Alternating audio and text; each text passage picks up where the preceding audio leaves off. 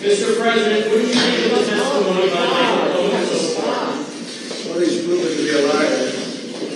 That's been proven very loudly, clearly. As you know, and I say it again and again because I've never seen anything like it, I don't get a jury.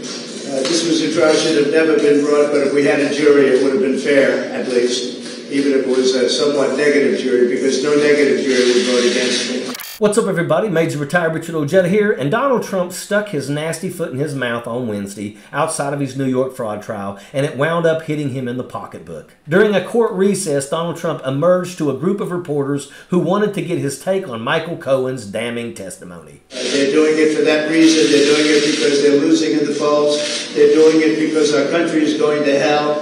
Our country has become a laughing stock all over the world. And this is why they do this and other litigation. We have a very biased group, and we have a corrupt attorney general that brought this case so that she could be elected governor. And that failed. She didn't get elected governor, and she continues on with the case. Thank you very much. President Trump, did you violate the gag order just now?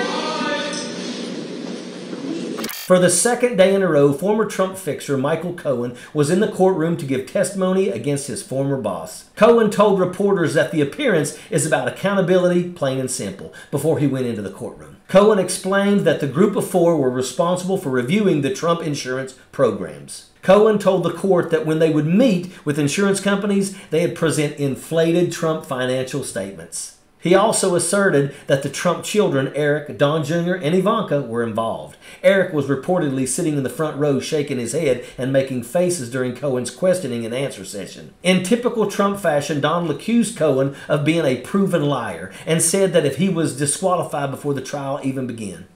The truth is, however, that Donald Trump knows that Michael Cohen's testimony is going to hurt him badly. Cohen was Donald Trump's fixer and knows about all of Donald's dirty dealings over the years.